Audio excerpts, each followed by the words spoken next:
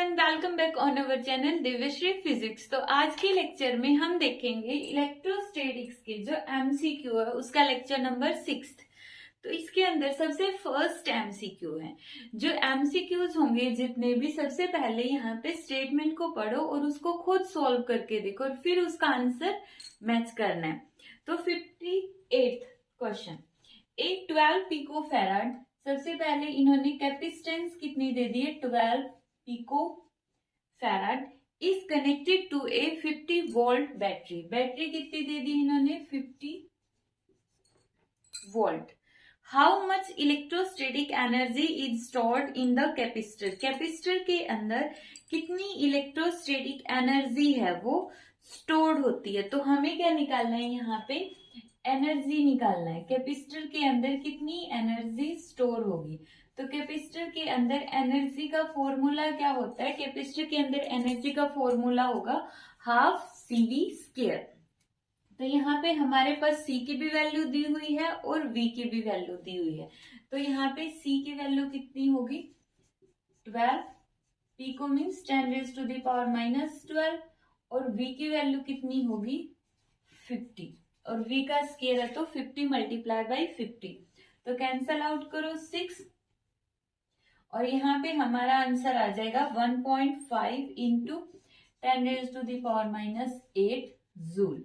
तो हमारा आंसर आ गया दिस और ये हमारा ऑप्शन नंबर ए। इसी तरह नेक्स्ट क्वेश्चन है।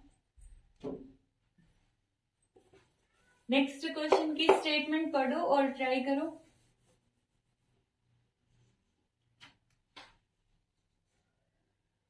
Energy per unit volume for a capacitor having plate area A. हमें निकालना है energy per unit volume. Energy per unit volume जिसको हम क्या बोलते हैं एनर्जी डेंसिटी। एनर्जी डेंसिटी और एनर्जी डेंसिटी जिसका फॉर्मूला क्या होता है total energy divide by volume. तो हमें यही बताना है कि एनर्जी डेंसिटी कितनी होगी। अगर एरिया A है, प्लेट के बीच में सेपरेशन कितना स्मॉल d है, पोटेंशियल डिफरेंस V है। तो यहाँ पे हमारे पास फॉर्मूला क्या आ जाएगा एनर्जी डेंसिटी का।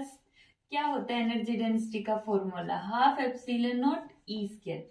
अब हमें पता है कि जो इलेक्ट्रिक फील्ड है पोटेंशियल की टर्म में उसका फॉर्मूला क्या होता है V/d।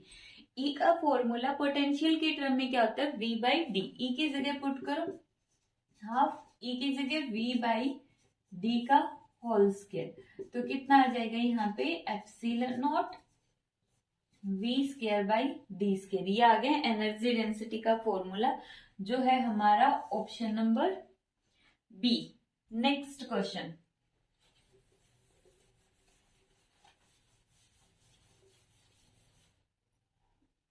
नेक्स्ट क्वेश्चन है क्वेश्चन नंबर 60।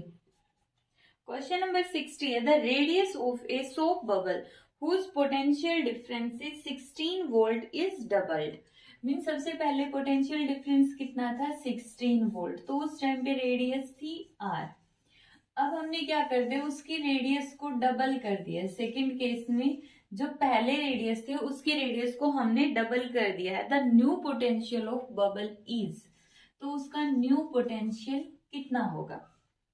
ठीक है, सिंपल सा क्वेश्चन है। अब हमें बताए कि जब भी बात सोप बबल की हो या कोई भी ऐसा टॉपिक दिया हो या ऐसा मटेरियल दिया हो जो स्फेरिकल शेप में हो, चाहे वो अर्थ हो गई, बॉल हो गई या कोई कंडक्टर हो गया, अगर उसकी शेप कैसी है स्फीयर की फॉर्म में है, स्फीयर की फॉर्म में, तो उस केस में हमारा कैपेसिटेंस का फॉर्मूला होता है C is equal to 4 pi epsilon naught R।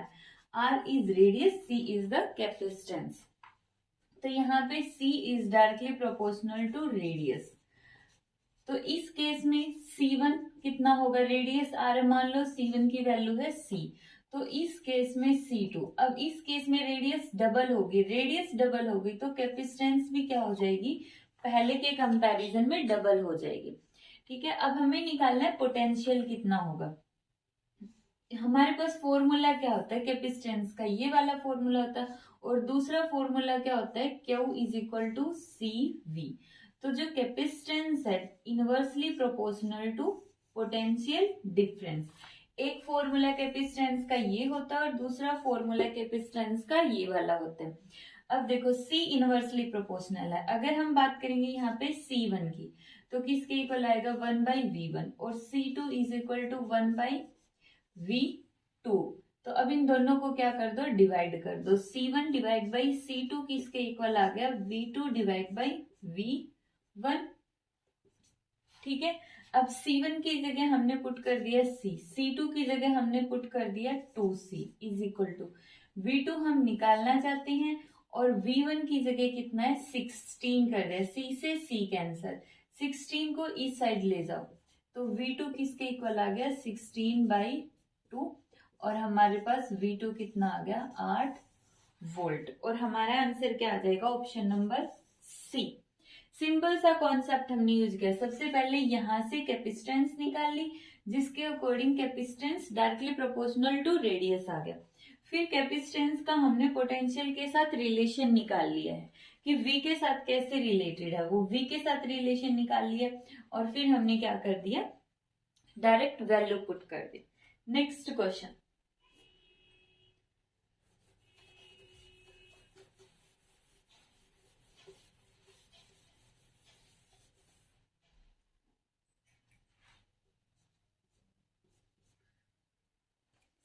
One. When a dielectric material is introduced between the plates of a charged air capacitor, then electric field between the plate। तो electric field पे क्या effect पड़ेगा, means दो plates है, शुरू में तो इनके बीच में क्या है एयर, तो उस टाइम पे तो यहाँ पे इलेक्ट्रिक फील्ड होगी ई नॉट। और अगर दोनों प्लेट्स के बीच में हमने ले लिया एक डाई इलेक्ट्रिक मटेरियल, तो इनके बीच में इलेक्ट्रिक फील्ड होगी कोई मीडियम। तो क्वेश्चन पढ़ो ध्यान से, इन्होंने क्या बोला है, When a dielectric material is introduced between the plates of a charged air capacitor, then electric field पे क्या इफेक्ट पड़ेगा, तो इलेक्ट्रिक फील्ड क्या हो जाएगी डिक्रीज हो जाएगी, डिक्रीजेस। क्यों, क्योंकि डाइलेक्ट्रिक कांस्टेंट का फॉर्मूला क्या होता है हमारे पास, डाइलेक्ट्रिक कांस्टेंट का फॉर्मूला होता है E/m/E0। यही फॉर्मूला होता है डाइलेक्ट्रिक कांस्टेंट का। हमने बिल्कुल फर्स्ट लेक्चर के अंदर हमने पढ़ा था कि जो डाइलेक्ट्रिक कांस्टेंट होता है उसका फॉर्मूला क्या होगा। तो देखो K का फॉर्मूला क्या होता है हमारे पास ε/m/ε0, और फोर्स की टर्म में F0/Fm, और इलेक्ट्रिक फील्ड की टर्म में E0/Em। तो ये वाला फॉर्मूला नहीं है, K इज इक्वल टू क्या होगा E/E0/Em।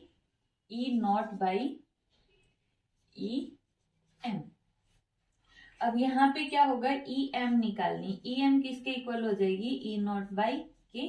अब जो डाइलेक्ट्रिक मीडियम जो हमने डाला उसका डाइलेक्ट्रिक कांस्टेंट होगा कुछ न कुछ, तो उस डाइलेक्ट्रिक कांस्टेंट को E0 को उससे डिवाइड कर दो, तो मीन्स Em की वैल्यू क्या हो जाएगी डिक्रीज हो जाएगी।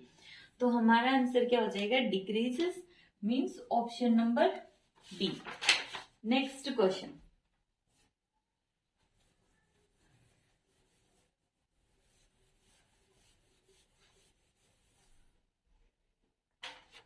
नेक्स्ट क्वेश्चन में इन्होंने दिया है कि दो प्लेट्स हैं, उनको हमने दो पार्ट्स के अंदर डिवाइड कर दिया है।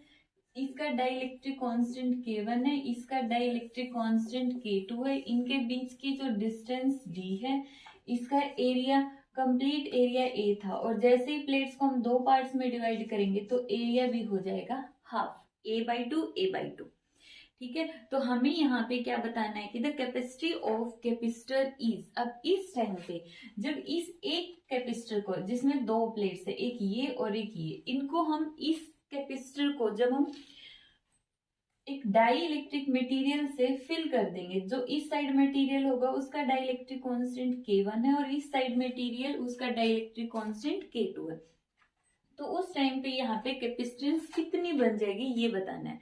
अब देखो जो ये कैपेसिटर है ये इसकी प्लेट फर्स्ट है ये वाली, और ये वाली प्लेट क्या है, इसकी प्लेट सेकेंड।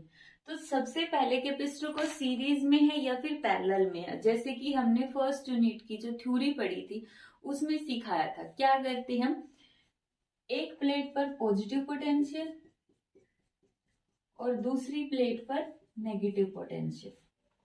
तो अब देखो, अब जैसे यहाँ पर हमने दो डाई इलेक्ट्रिक मीडियम डाल दिए, एक जो डाई इलेक्ट्रिक मीडियम है वो अलग अलग डाई इलेक्ट्रिक कॉन्स्टेंट का है, तो मतलब इसने क्या कर दिया, इस एक कैपेसिटर को दो कैपेसिटर में डिवाइड कर दिया। एक कैपेसिटर तो हो गया ये वाला और एक कैपेसिटर हो गया ये वाला। अब ये दोनों कैपेसिटर हमें देखना है, क्या ये कैपेसिटर सीरीज में है या फिर ये पैरेलल के अंदर है। इस कैपेसिटर की पॉजिटिव प्लेट इसकी पॉजिटिव प्लेट से जुड़ी और इसकी नेगेटिव प्लेट से जुड़ी हुई है। ठीक है, समझ में आया। यहाँ पे क्या है, दो कैपेसिटर है, एक कैपेसिटर ये पॉजिटिव नेगेटिव जिसका डाइलेक्ट्रिक कांस्टेंट K1 है, दूसरा है ये K2 डाइलेक्ट्रिक कांस्टेंट, ये पॉजिटिव और ये नेगेटिव, और हमने इनको आपस में कनेक्ट कर दिया। अब हमें ये बताना है कि यहाँ पर जो टोटल कैपेसिटेंस है वो कितनी होगी। अब जब पॉजिटिव पॉजिटिव से जुड़ा है, नेगेटिव नेगेटिव से जुड़ा है, तो ये जो दोनों कैपेसिटर हैं वो कैसे होंगे, पैरेलल में। और पैरेलल में कैपेसिटेंस का फॉर्मूला क्या होता है, C1 प्लस C2। ठीक है, और एक कैपेसिटर जिसकी दोनों प्लेट्स के बीच में एक डाई इलेक्ट्रिक मीडियम होता है, उसकी कैपेसिटेंस का फॉर्मूला क्या होता है, C is equal to epsilon A by D। यहाँ पे डिपेंड करता है कि जो मीडियम हमने लिया है वो मीडियम, और हमें पता है कि एप्सिलॉन M की जगह हम क्या लिख सकते हैं, K epsilon not A divide by D। तो ये हो गया हमारा फॉर्मूला जब एक कैपेसिटर के बीच में एक डाई इलेक्ट्रिक मीडियम होगा। अब यहाँ पे देखो C1 के केस में एप्सिलॉन नॉट K की जगह आएगा K1। एरिया कितना है, A बाई 2। डिस्टेंस कितनी है, D, दोनों के बीच में डिस्टेंस D है तो D प्लस C2 की जगह एप्सिलॉन नॉट, K की जगह K2, एरिया की जगह A बाई 2D। तो यहाँ पे epsilon not A divide by 2D common, अंदर क्या बच गया, K1 प्लस K2, और ये आ गया टोटल कैपेसिटेंस। और हमारा आंसर क्या आ जाएगा इसके अंदर, option number A, option number A। Next question,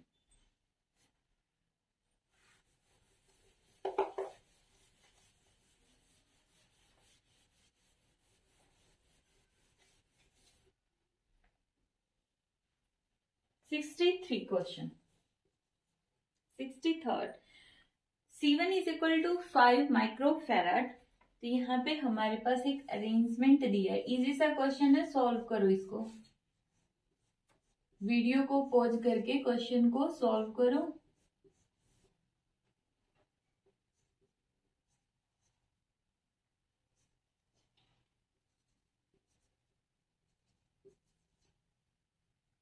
C1 की वैल्यू कितनी है, 5 माइक्रोफैराड। C2 की वैल्यू कितनी है, 10 माइक्रोफैराड। और C3 की वैल्यू कितनी है, 4 माइक्रोफैराड। ठीक है, हमें बताना है A और B के बीच में टोटल कैपेसिटेंस कितनी होगी। तो सबसे पहले A को मान लो पॉजिटिव, B को मान लो नेगेटिव। A पॉजिटिव है तो इसकी दोनों प्लेट्स कैसी होगी, पॉजिटिव। B नेगेटिव है तो इसकी ये प्लेट नेगेटिव, तो इस साइड वाली प्लेट होगी पॉजिटिव। ये पॉजिटिव है तो इस साइड वाली नेगेटिव। ठीक है, अब देखो, अगर दोनों दो कैपेसिटर्स की पॉजिटिव प्लेट पॉजिटिव से जुड़ी हो, नेगेटिव नेगेटिव से, तो इसका मतलब दोनों है पैरेलल में। पॉजिटिव पॉजिटिव से जुड़ी है, नेगेटिव नेगेटिव से जुड़ी है, तो इसका मतलब C1 C2 are in parallel. तो यहाँ पे कैपेसिटेंस कितनी हो जाएगी, C1 प्लस C2। C1 की वैल्यू 5 और C2 की वैल्यू 10, तो आंसर कितना आ गया, 15 माइक्रोफैराड। अब यहाँ पे जो ये 15 माइक्रोफैराड है, ऊपर पॉजिटिव नीचे नेगेटिव, तो मतलब दो कैपेसिटर का हमने यहाँ पे एक कैपेसिटर बना लिया है। ऊपर पॉजिटिव था तो पॉजिटिव, नीचे नेगेटिव था तो negative, C P is equal to 15 micro farad.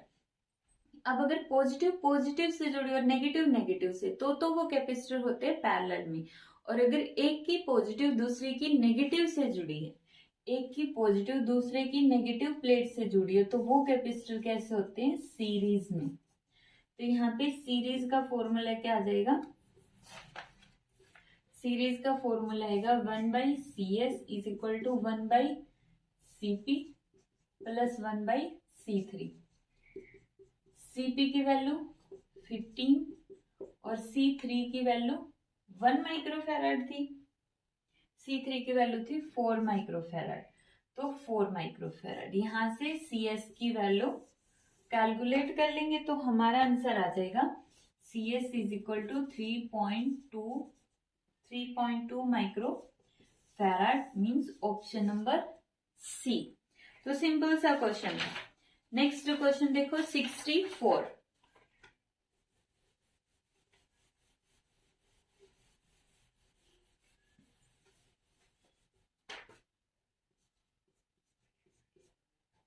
Sixty four के अंदर the capacitor of 20 microfarad C is equal to 20 microfarad charged up to, voltage कितनी है 500 volt, is connected in parallel with another capacitor of capacitance कितनी है 10 microfarad which is charged to, जिसका potential कितना है 200 volt. ये C1 है, ये V1 है।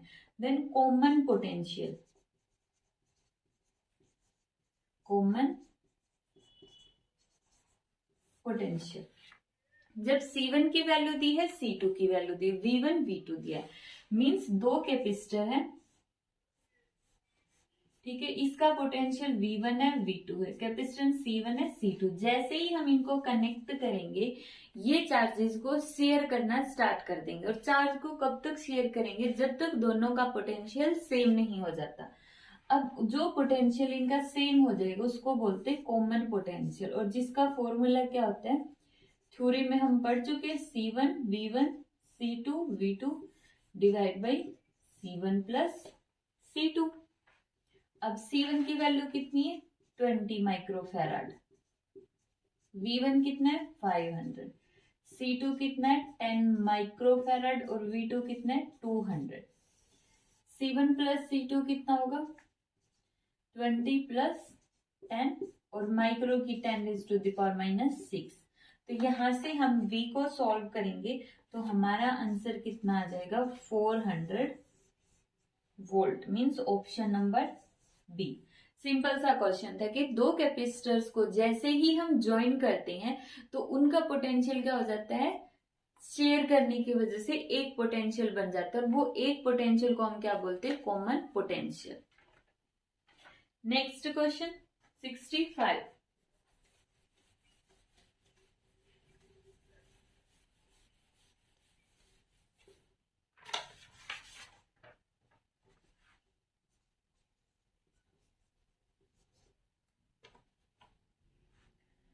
सिक्सटी फाइव क्वेश्चन के अंदर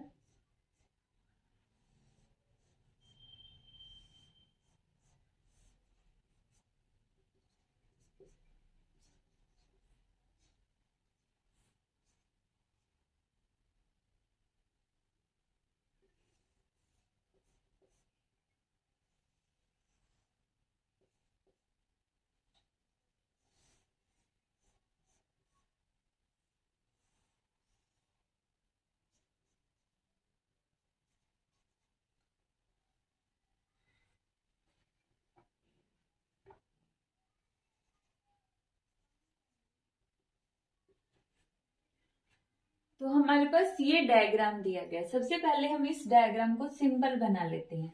सिंपल सा इस डायग्राम को कैसे बनाएंगे, ये हो गया है एक्स, एक्स से दो ब्रांच जाती है, एक ऊपर की तरफ एक यहाँ पे जाती है, तो एक ऊपर की तरफ और एक नीचे की तरफ। ऊपर की तरफ गई तो एक कैपेसिटर इन्होंने दे दिया C1, और एक नीचे की तरफ गई तो कैपेसिटर इन्होंने दे दिया C3। अब C1 यहाँ पे फिनिश हो जाता है जहां पे पॉइंट है B, इसको मान लो पॉइंट B, ये वाला पॉइंट, और C3 कैपेसिटर जहां पे खत्म होता है वो है पॉइंट A। ठीक है, ये पॉइंट है A, और A और B के बीच में कैपेसिटर है C5, तो ये हो गया कैपेसिटर C5। अब B से Y, B से यहां पे गए तो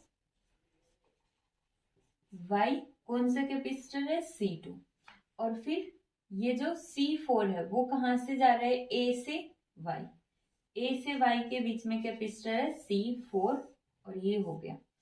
अब हम क्या करते हैं, जब भी कोई भी सर्किट है वो हमें कॉम्प्लिकेटेड लगता है, चाहे उसमें रेजिस्टेंस लगे हुए हो या कैपेसिटर लगे हुए, तो उसको हम क्या करते हैं, बिल्कुल सिंपल सा बना लेते हैं। तो ये हो गया हमारे पास सिंपल सा डायग्राम। तो इसके अंदर हमने क्या कर लिया कि वैल्यू, इसको सिंपल बना और वैल्यू देखो, C1 की वैल्यू कितनी दे दी 6 माइक्रोफैराड, C3 की वैल्यू कितनी दे दी है 6 माइक्रोफैराड, इसकी भी कितनी है C2 की भी 6 माइक्रोफैराड, और इसकी भी कितनी है 6 माइक्रोफैराड, C5 की कितनी है 20 माइक्रोफैराड। अब सेकेंड यूनिट के अंदर करंट इलेक्ट्रिसिटी के अंदर हमने कॉन्सेप्ट पढ़ा था व्हीटस्टोन ब्रिज प्रिंसिपल का। उसके अकॉर्डिंग क्या था, अगर P बाई क्यू और R बाई एस का रेशियो सेम है, मींस इन दोनों को डिवाइड करेंगे वैल्यू को, तो कितना है 6, उस साइड भी 6 इज इक्वल टू इस साइड कितना है 6 और इस साइड कितना है 6। अगर वो सेम आ जाता है तो बीच में कोई भी करंट फ्लो नहीं करेगा, और जब बीच में कोई करंट फ्लो नहीं कर रहा, मतलब कोई चार्ज नहीं है, तो ये वाला कैपेसिटर यूजलेस हो जाएगा।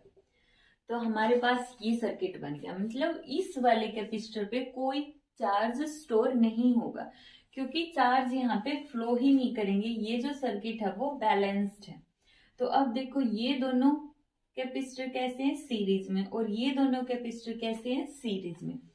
सीरीज में है तो इन दोनों का एक बना लो सबसे पहले। तो इन दोनों कैपेसिटर का जब हम एक बनाएंगे तो हमारे पास आंसर कितना आएगा 1/6 प्लस 1/6, 6 2 3 1/3, तो आंसर कितना आ गया 3 माइक्रोफैराड। इन दोनों का एक बनाने पर 3 माइक्रोफैराड। अब इन दोनों का भी कितना आएगा 3 माइक्रोफैराड, 3 माइक्रोफैराड। मीन्स ये जो सर्किट है हमारे पास वो सिंपल सा क्या बन गया हमारे पास, ये बन गया एक कैपेसिटर, दूसरा कैपेसिटर, ये भी 3 माइक्रोफैराड और ये भी 3 माइक्रोफैराड, दोनों आपस में क्या है पैरेलल में है, पैरेलल में है तो ये सिंपल ऐड होके कितना हो गया 6 माइक्रोफैराड। सिंपल सा आंसर आ गया 6 माइक्रोफैराड इसका, तो ऑप्शन नंबर डी। ठीक है, नेक्स्ट क्वेश्चन।